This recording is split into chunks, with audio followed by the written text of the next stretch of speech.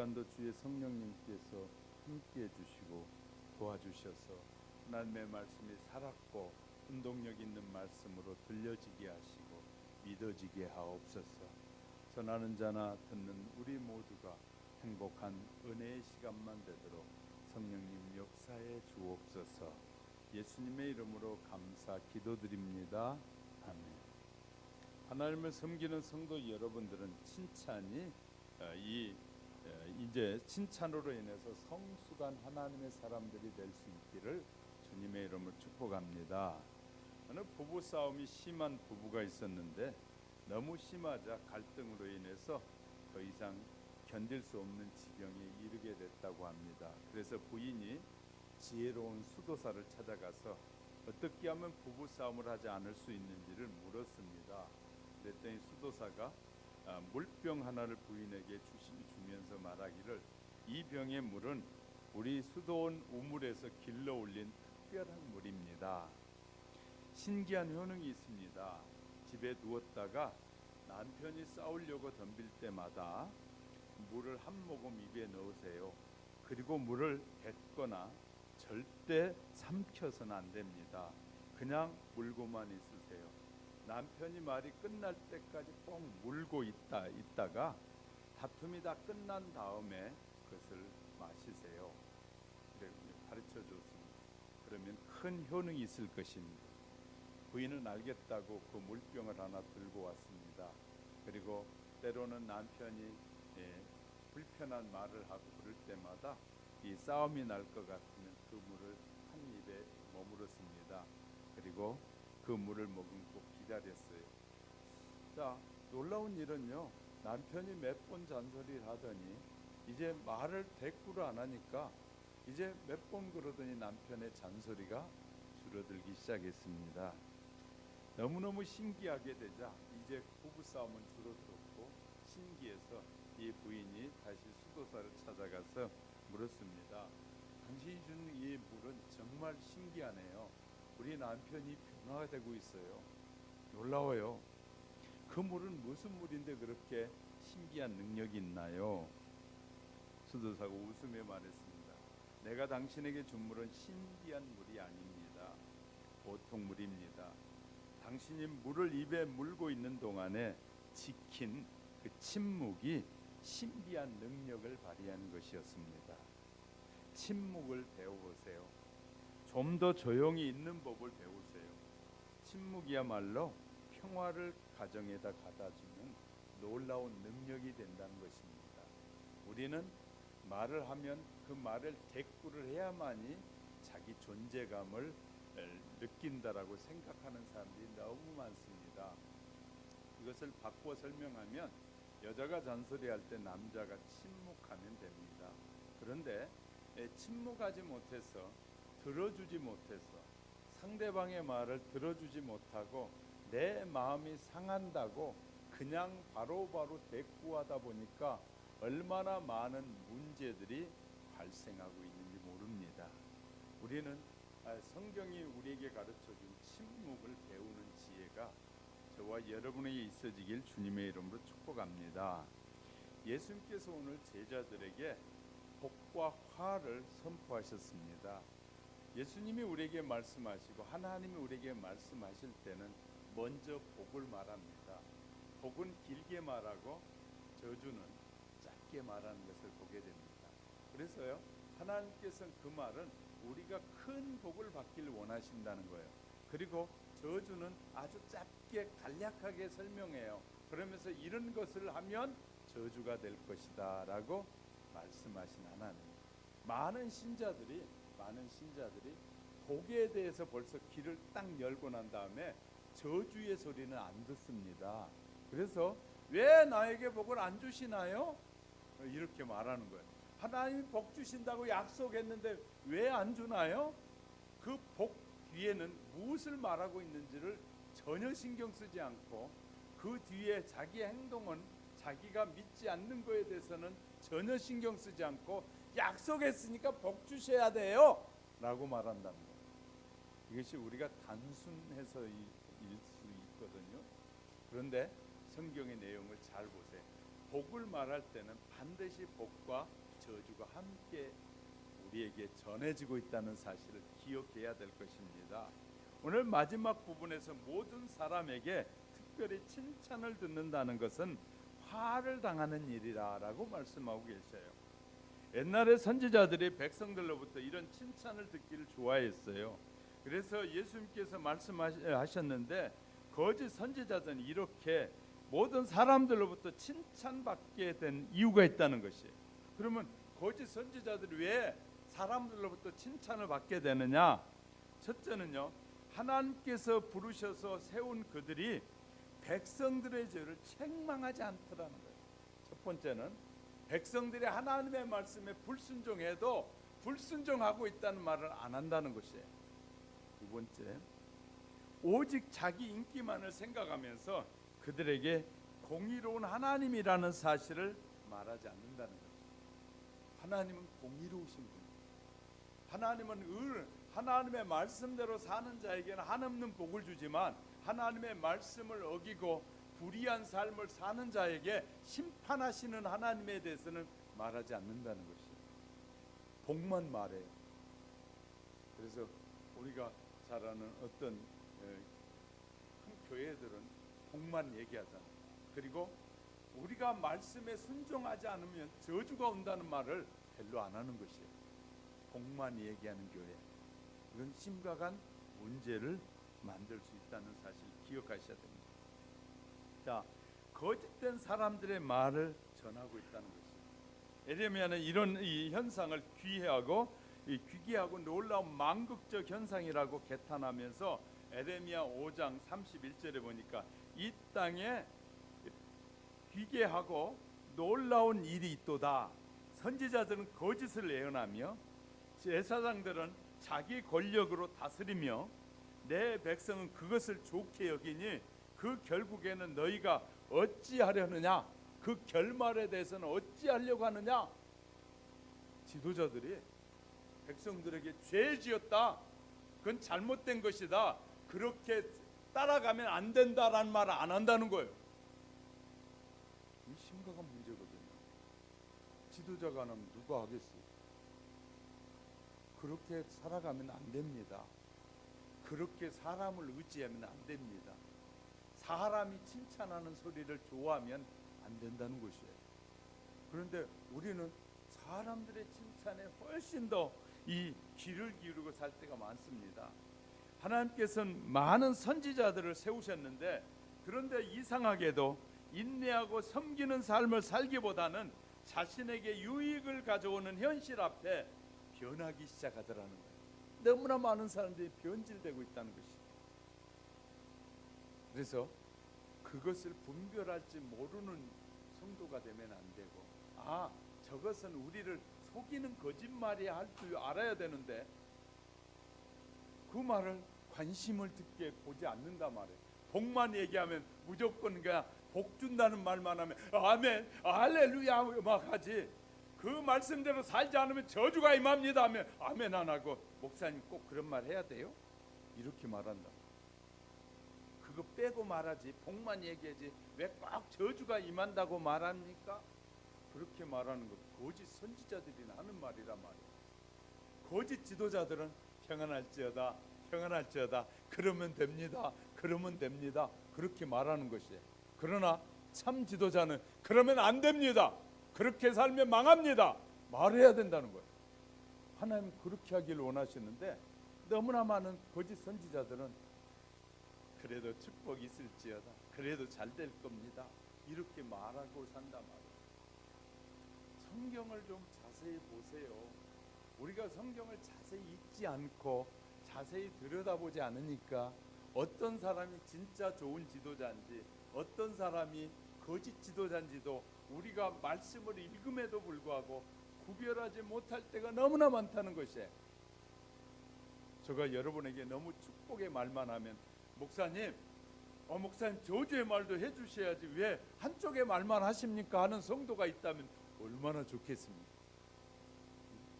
목사님 우리가 잘못 살 때 잘못했다고 말도 좀 해주세요 그래야 되는데 잘못했다는 말은 절대 하지 마세요, 잘했다는 말만 해주세요 이런다면 여러분도 왜곡되어 있는 것이 우리 심각한 문제예요. 자기는 자기가 판단해가지고 자기의 삶은 완벽하고 자기의 삶은 아주 누가 터치할 필요도 없이 올바르게 산다고 생각하는데 하나님의 말씀을 켜놓고 보기 시작하면 추하고 더러운 모습이 가득하단 말이에요. 그럼에도 불구하고 다른 사람을 판단하면서 그렇게 보기 쉽다 그 말이에요. 오늘의 현실을 살펴보면 교회와 세상도 똑같은 길을 걸어가고 있는 것이에요.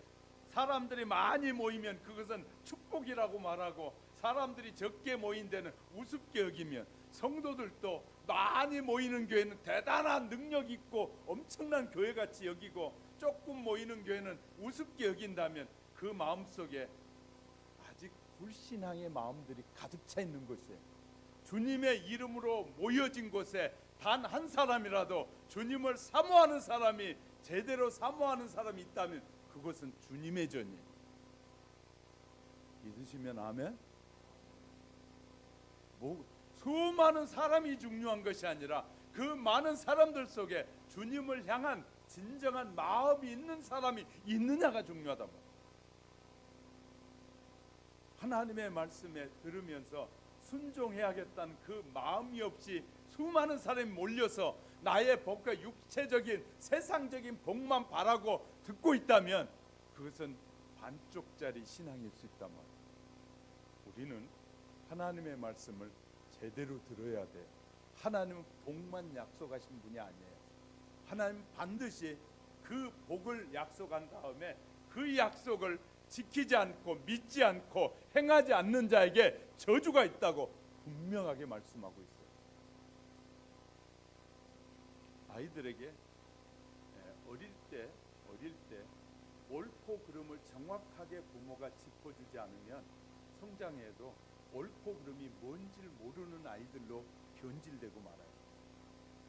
옳은 것은 옳은 일이라고 가르쳐야 되고 잘못된 일은 잘못된 일이라고 가르쳐야 되는데 세상의 잘못된 교육자들은 교육을 연구하는 훌륭한 그 박사들이 하는 말이 아이들에게 무조건 칭찬만 하는 고래도 춤을 춘다는 거예요.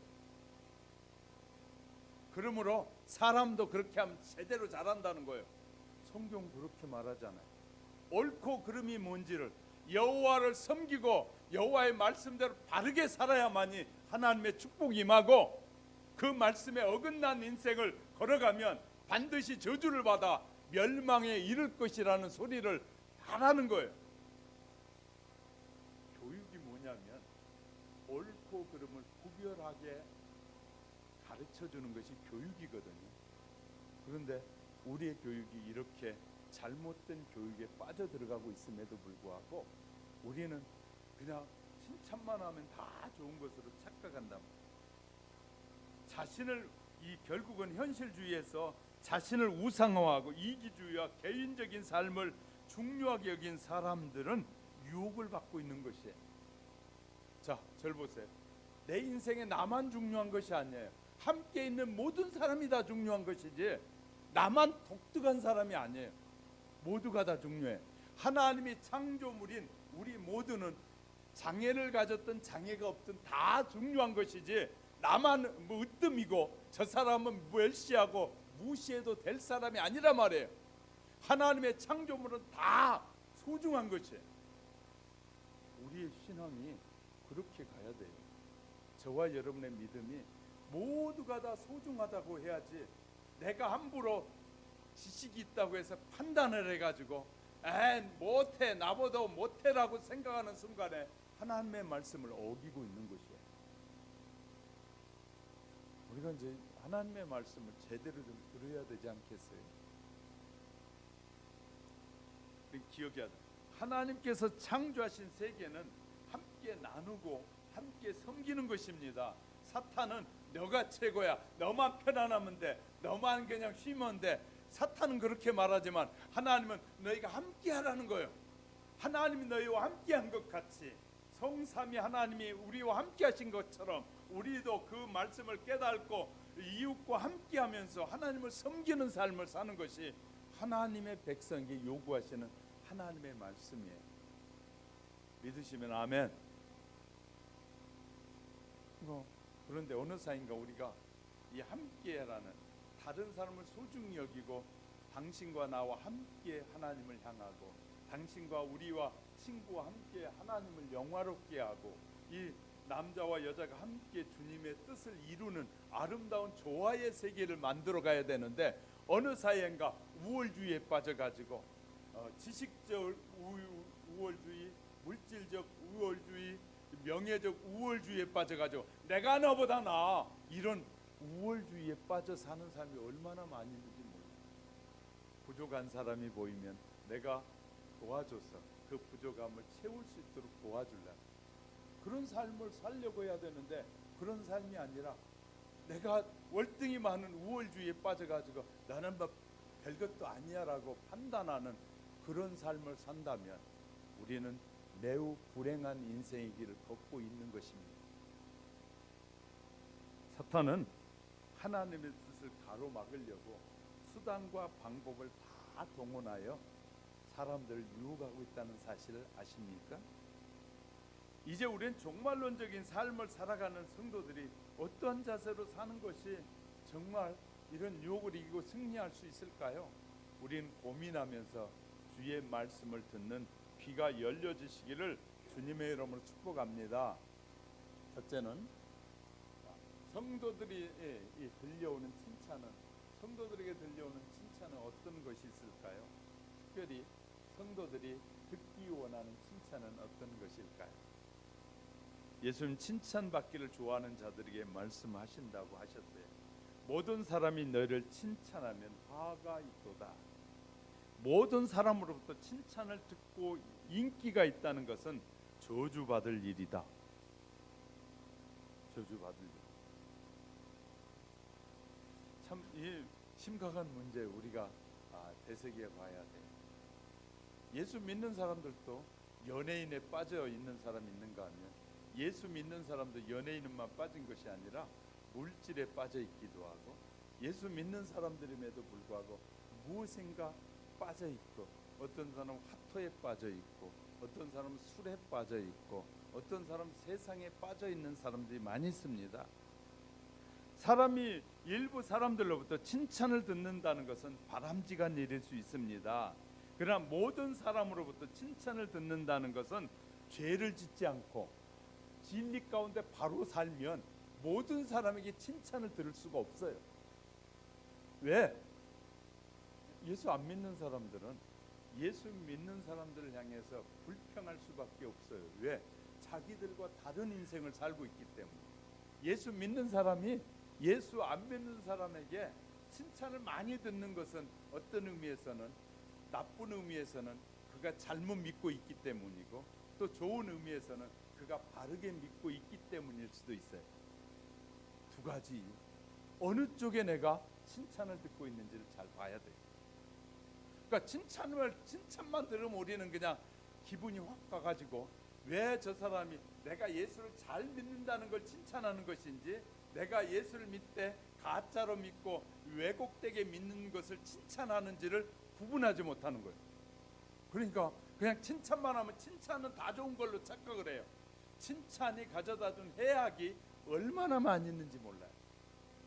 그런데 칭찬을 받았을 때 어떤 마음으로 그것을 대하느냐가 중요하다는 사실을 오늘 본문이 우리에게 말씀해 주고 있어요. 더우면 선풍기 트셔도 돼요.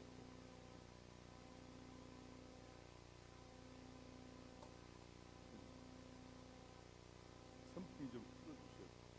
졸리기도 하고 그러니까. 아니 리모컨 틀어주세요. 네.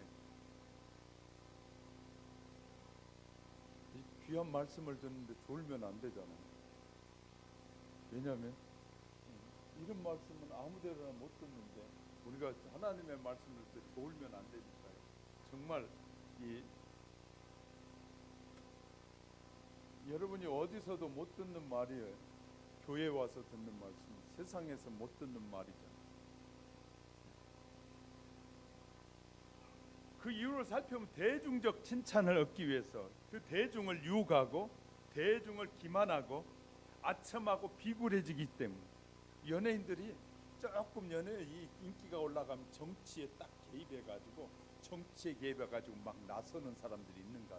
인기가 조금 올라가면 자기 일에 전념하는 것이 아니라 자기 그 인기를 통해서 다른 것에 편입해가지고 막 함부로 논의는 사람들이 얼마나 많이 있는지 몰라요. 마찬가지예요. 예수 믿는 사람들도 조금 인기가 올라가면 세상적 그 정치에 빠져가지고 그거에 말려들다 보면 어느 사이엔가 예수는 강구듬고 뭐만 보여요? 세상만 보이게 돼 있어요. 우리는요 오직 관심은, 저와 여러분의 관심은 오직 예수예요. 아멘 안 하십니까? 저와 여러분의 관심은 오직 저와 여러분의 마음속에 주님을 하나님의 자녀답게 사는 예수가 내 인생의 가장 귀한 분이라고 여기며 사시기를 주의 이름으로 축복합니다. 바리새인들과 서기관들, 그 당시로 말하면 대단한 권력의 사람들이 마태복음 23장 이 5절 7절에 거룩을 대중들 앞에 현시하기 위해서 회당이나 길거리에서 이 옷을 정복을 차려입고 손을 들고 하나님 이 짓을 한 거예요. 그런데 자기 내부에 이 바리새인들과 서기관들이 섬기는 그 예수의 종교는 다 썩고 있는데 손을 거룩하게 든 척 사람들 앞에서는 나는 거룩한 이 선지자입니다, 지도자입니다 하면서 거룩한 척을 했는데 그 내부는 다 썩고 있었단 말이에요. 그래서 주님이 그런 모습을 보고 독사의 자식들아 라고 말씀하시는 거예요. 길거리에서 경문을 읽으면서 기도합니다. 그 사이에 그들의 종교는 부패하고 백성들은 도탄에 빠집니다. 예수님의 십자가의 사랑을 깨닫는 성도들은 남에게 칭찬 들어서 하나님께 영광을 돌리는 사람이 되어야 됩니다. 우리를 칭찬할 때, 그래서 이 누가는 사도행전 6장 3절에 형제들아 너희 가운데 성령과 지혜가 충만하여 칭찬 듣는 사람 7을 택하여 집사를 택하라고 했는데 모든 사람에게 칭찬을 들으면 화가 있다고 그랬잖아요. 그런데 여기에 칭찬 듣는 사람은 믿는 사람들 중에서 이 사람은 우리들에게 본이 될 만한 사람입니다. 그래서 직분을 주라는 거예요. 그런 사람들에게 세상 사람들로부터 칭찬받는 사람이 아니라 믿음의 사람들이, 정말 믿고 섬기는 사람들이 이 사람은 저 일꾼으로 교회 세워도 부족함이 없는 사람입니다 라는 그런 분들은 교회 일꾼으로 세우라는 거예요. 그런데 그분들이 성령이 충만한 사람들, 그리고 이 지혜가 충만한 사람들이어야 된다. 바로 이 말씀, 무슨 칭찬의 차례가 이 자체가 나쁘다는 것이 아닙니다. 진정 우리 성도들은 사람 앞에서 본이 되고 칭찬 듣는 자가 돼야 마땅합니다.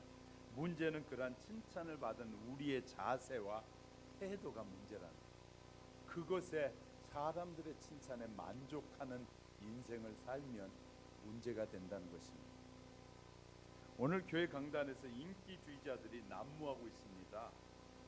사람들 끌어모으기 위해서 수단과 방법을 가리지 않고 인기주의에 영합한 사람들, 인기주의 때문에 회개해야 될 회해야 할 자가 회개하지 않습니다. 통회할 자가 환한 웃음을 교회 갔더니 너무너무 좋더라. 거기 가니까 그냥 나를 인정해 주는데 그냥 교인들이 박수 치면서 나를 그냥 대단히 여겨주더라. 세상에 교회에 와서 자기가 얼마나 죄인인 걸 깨닫고 회개하고 통회해야 그 통회를 통해서 얻는 기쁨이 진짜 행복인데, 진짜 기쁨인데, 그것이 아니라 사람들이 나를 인정해주고 내가 이 세상에서 국회의원이라고 했더니 교회 가니까 목사님이 나오라고 하더니 위대한 분이 오셨습니다라고 말하더라. 그런 착각에 빠지게 하는 지도자도 문제고 그것에 영합한 사람들도 문제인 것이에요. 세상에 회개 안 할 자가 어디 있어요? 회개를 시키고 돌아서서 서는 자를 칭찬해야 되는데 그것이 아니라 그냥 사람들을 칭찬하는 거예요. 이건 얼마나 비생산적인 칭찬인지 몰라요. 이런 이기주의자들에 의해서 교회가 강도의 소굴이 되고 회칠한 무덤 같은 그런 이 현장이 되는 거예요. 인기주의자들은 그들의 자신뿐만 아니라 교회에 화를 불러 일으키고 저주를 일으키고 자기들의 마음에 안 들면 이제 나중에는 교회를 공격해요. 교회를 공격하는 대부분의 사람은 교회를 안 나온 사람이 교회를 공격하는 것이 아니라 교회를 나왔던 사람이 그 교회 내용을 안다고 공격하는 거예요. 사탄은 누가 돼요? 사탄의 도구가 되는 사람은 예수 안 믿는 사람이 아니라 예수 믿는 사람이에요. 히틀러가 신학을 공부했다고 말씀드렸잖아요. 신학을 바르게 공부했다면 어떻게 600만 명을 죽이면서도 눈 하나 깜빡하지 않겠습니까? 이 신학을 공부한 사람도 그 삶 속에 유혹을 받아 잘못된 사상으로 바뀌게 되면 사람을 죽이고도 눈 하나 깜빡하지 않고 하나님 앞에 회개하지 않는 거예요. 잘하셔야 돼요. 우리가요 하나님 말씀을 올바로 아는 것이 너무너무 인기주의의 특징은 뭐냐면 자기를 칭찬하는 자이며 그 사람이 어떤 사람인지를 누구든지 자기를 칭찬하는 동기로 삼아버려요. 그리고 저 사람은 아주 좋은 사람이야 그렇게 말해요. 그런데 거기에는 진실과 거짓이 같이 들어있고 정의와 불의가 같이 들어있고 선과 악과 같이 막 어울려 있는 거예요. 오로지 칭찬, 지지만으로 만족하는 것입니다. 그들은 구변이 좋고 인기주의자들일수록 구변이 좋아요. 말은 잘해. 그러니까 우리가 말 잘하는 사람들 조심해야 될 말은 일이 있어요. 말은 잘하는 사람들은 말과 행동이 다른 삶을 살아요. 그 말 잘한다라고 이 칭찬을 듣거든 굉장히 조심해야 돼요. 왜? 말 잘하는 사람 말은 하는데 자기는 믿지 않고 자기는 행하지 않으면서 입으로만 말하는 거예요. 이게 심각한 문제예요.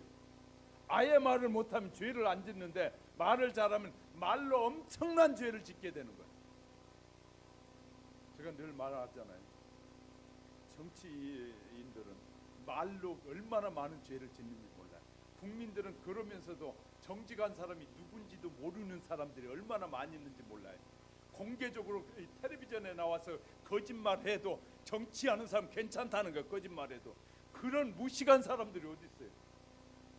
정치인은 거짓말해도 괜찮고 그럼 목사는 거짓말하면 안 되네. 거짓말하면 안 되지. 말도 안 되는 소리. 정치인이 정직한 말하면서 정치하면 안 돼요? 목사가 올바로 말하면서 목회하면 안 돼요? 성도는 하나님의 말씀을 바로 믿고 살면 못 살아요? 하나님의 말씀을 바로 믿고 살면 하나님이 책임져 주신다고 약속해요. 그런데 나는 이번에도 이해가 되지 않는 거예요.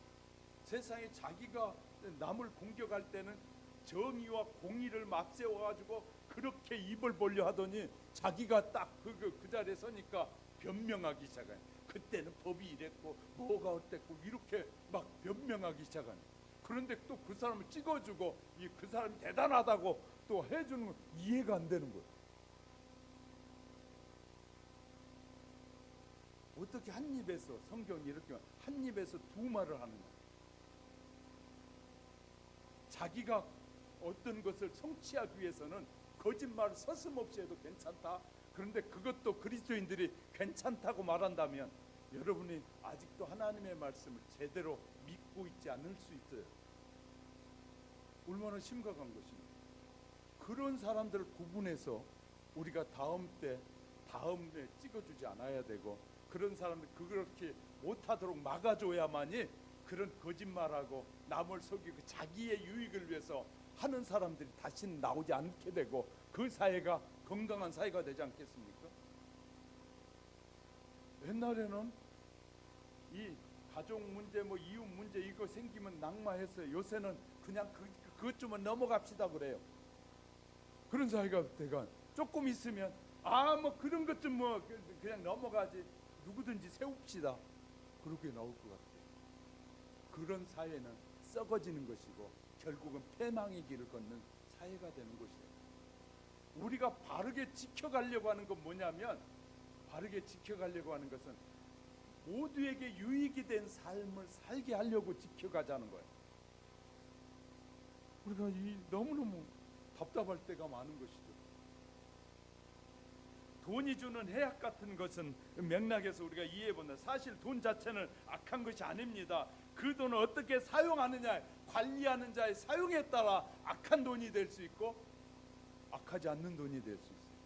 그 돈을 누구를 위해서 쓰느냐에 따라서 그게 나쁜 돈이 되고, 그 돈을 어떻게 쓰느냐에 따라 법에 적용돼 가지고 감옥에 가기도 하고, 그 돈을 어떻게 쓰느냐에 따라 사람들이 그를 칭찬할 수도 있다는 거예요. 돈 자체는 나쁜 것이 아니에요. 그걸 어디에 어떻게 사용되느냐가 아주 결과적으로 나쁘게 나타나는 거예요. 그 돈이 뇌물이 되면 감옥에 가야 되고, 그것이 정말 필요한데 연약한 자에게 쓰여질 때는 어떻게 합니까? 표창을 하잖아요.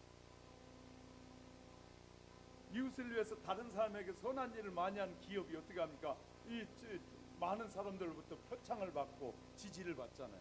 그런데 그것이 어떤 사람들의 단체에 잘못 기부되어져서 쓰게 되면 그것이 죄악이 돼서 어떻게 합니까? 형벌을 가하잖아요. 세상의 법도 그렇게 만들어져 있단 말이에요.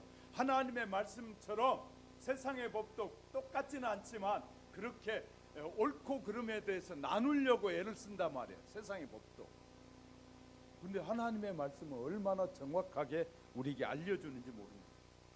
현대를 살아가면서 말씀으로 무장하여 수많은 일을 우리가 행할 때 들려오는 다양한 소리를 뭐 할 줄 알아야 돼? 구별할 줄 알아야 돼. 구별력이 너무너무 중요한 것이. 그리고 나를 구원하시는 하나님의 뜻이 어디 있는지를 이 돌아보는 지혜가 저와 여러분에게 있어지길 주의 이름으로 축복합니다. 두 번째는 성도들은 이 어떠한 칭찬을 좋아해 할까요? 칭찬하는 사람이 어떤 사람이냐가 중요한 것이에요. 선하고 의로운 자의 칭찬을 좋아해야 되는데 우리는 사람들의 칭찬을 좋아해요. 지혜자는 권면합니다. 잠언 27장 2절에 타인으로 너를 칭찬하게 하고 내 입으로 말며 의인으로 너를 칭찬하게 하고 내 입술로는 말지니라. 스스로 칭찬하지 말라는 거예요. 스스로 내가 대단합니다 그런 말 하지 말라는 거예요. 칭찬을 듣는다는 건 참으로 좋은 일입니다. 칭찬은 자신감도 주게 하고 의욕을 북돋아 주기 때문이죠. 다만 그것이 선하고 의로운 사람에게로 나오는 칭찬이어야 한다는 거예요. 우리가 칭찬이라고 다 좋은 것은 아니다는 거 기억하시기 바랍니다. 이렇게요, 우리가 너무너무 구별하지 못하고 분별하지 못하고 살 때 우리도 모르는 사이 신앙에 갈등을 요소가 생기기 시작합니다. 갈등의 요소들이 생깁니다. 자, 우리 하나님 거기에는 교만한 요소가 나오기 때문에 매우 칭찬일지라도 거기에 견념치 않는 일은 너무너무 중요하죠. 그럼 우리는 누구로부터 칭찬을 받아야 되냐? 하나님으로부터 칭찬이 가장 중요한 칭찬이에요. 성도들이 칭찬을 기대하면 오직 하나님으로부터 받은 칭찬을 해야 되는데 이 칭찬을 받기 위해서는 반드시 있어야 할 필수 요건이 있어요. 이 뭐냐면 인간은 누구에게나 하나님 앞에 죄인이기 때문에 칭찬 중에 최고의 칭찬은 회개했을 때 하나님이 받는 칭찬. 우리가 우리의 죄를 하나님 앞에 고백하고 받는 칭찬. 우리가 죄를 고백하면 성령이 우리에게 임하잖아요. 그리고 하나님이 우리에게 평강을 주고 기쁨을 주셔요. 하나님이 우리를 칭찬하신다는 말이에요. 할렐루야. 마귀도 사람들에게 영을 부어주잖아요. 하나님이 우리에게 주신 영을 받으면 거룩한 칭찬의 영이 우리에게 임하는데 마귀가 우리에게 임하기 시작하면 거룩한 칭찬이 아니라 비판하는 사람으로 바뀌어져 버려요. 마귀는 늘 비판해. 야, 네가 나보다 못해. 내 저 사람보다 못해. 비판하기를 좋아하는 것이 비판의 이 영이 바로 마귀가 가져다 주는 거예요. 칭찬의 영은 모든 사람을 존중히 여기는 영이에요. 하나님은 하나님의 만드신 모든 것을 판단하는데 우리가 멋대로 판단하기를 원치 않으셔요. 하나님은 하나님의 뜻대로 하기를 원하십니다. 성도들의 마음이 세상을 향할 때 세상의 소리가 자꾸 들립니다. 우리가 하나님 앞에 자꾸 나오려고 하면 하나님의 음성이 들려지는데, 우리는 놀라운 것이요, 우리가 어디에 관심을 가느냐에 따라 관심의 대상에 따라서 들려지는 소리가 달라요. 자, 뭘 좋아해야지, 이것 좀 해봐야지 하고 거기에 관심을, 그것을 알게 돼요. 그런 것처럼 우리가 하나님의 말씀을 깨닫고 하나님의 뜻을 깨달으려고 자꾸 관심을 가져야 하나님의 말씀이 저와 여러분의 또렷하게 들려지고 보여져요. 할렐루야. 우리가 어디에 관심을 갖느냐에 따라 그 사람의 대상이, 관심의 대상이 달라지게 된다는 거예요. 성도의 마음이 어디에 향하느냐가 너무너무 중요한데, 가장 좋은 칭찬은 하나님이 하시는 칭찬이어야 됩니다. 이거 구별할 줄 아는 여러분이 되시길 주의 이름으로 축복합니다. 세 번째는 성도들에게 칭찬 준 해학이 있어요. 첫째는요, 사람들의 칭찬을 들으면 사람들이 겸손한 마음을 잃어버리게 돼요. 겸손한 마음. 아이 때는 칭찬을 해야죠. 성장 과정에서 옳고 그름에 대한 칭찬을 많이 해야 되는데, 어른이 됐음에도 불구하고 옳고 그름에 대한 칭찬을 구별하지 못한다면 이거 심각한 일입니다. 교만하기 쉬운 사람은 실패했을 때보다 성공했을 때 위험한 것이고, 책망이나 비방하는 말을 들을 때보다 칭찬을 많이 듣고 영광을 얻을 때가 더 위험합니다. 사람은 간사해서 자기의 부족함과 연약함을 잘 잊고 칭찬 앞에 쉽게 자고하고 자신을 자랑하곤 합니다. 그런데 이런 교만은 패망의 선봉이요, 넘어짐의 앞잡이라고 우리에게 말씀해주고 있어요. 칭찬만 계속 듣고 겸손은 계속 유지할 장사는 없습니다. 그래서 칭찬만 계속 들으면요, 결코 그 사람은 뭐하지 않는다고요? 겸손해질 수가 없어요. 매우 중요한 것이에요. 교만보다 무서운 것이 어디 있겠습니까? 솔로몬을 통해서 권면하기를, 이 교만한 것은 하나님이 미워하고 하나님이 교만한 자는 버리신다고 말씀하셔요. 자, 잠언 11장 2절, 그러니까 교만이 오면 욕도 오거니와 겸손한 자에게는 지혜가 있느니라. 야고보 사도를 통해서 말씀하시길, 세상에서 똑똑하다고 하는 사람들이 되게 교만하기 쉽다는 거예요. 사실 똑똑하고 지혜로운 사람은 자기를 낮추고 겸손할 줄 아는 사람이라는 거예요. 야고보서 4장 6절에 하나님이 교만한 자를 물리치시고 겸손한 자에게 은혜를 주신다고 하셨습니다.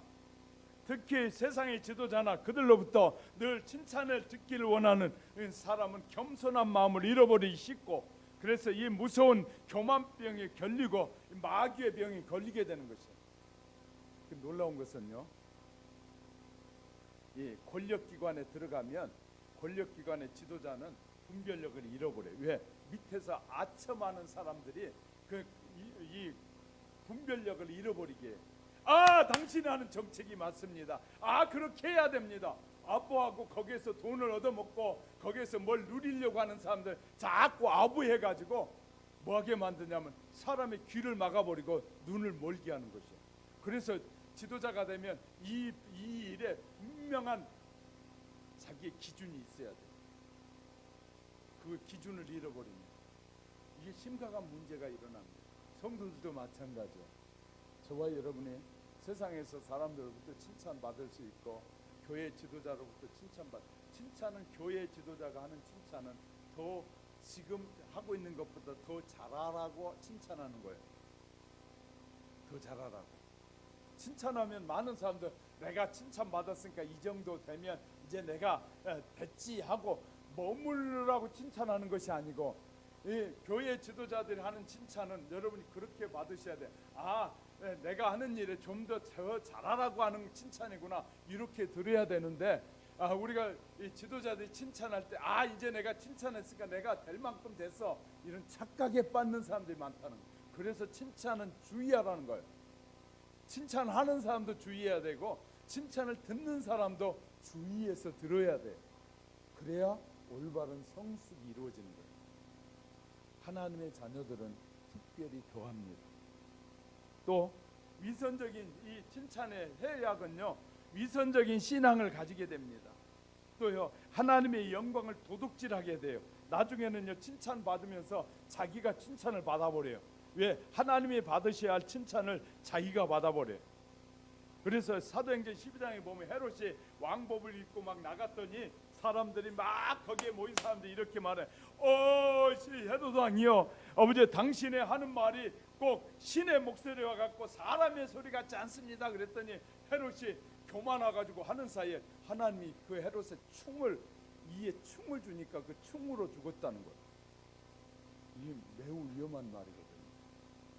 우리가 칭찬을 들을 때 자기가 높아지려는 것은 매우 위험한 일이다.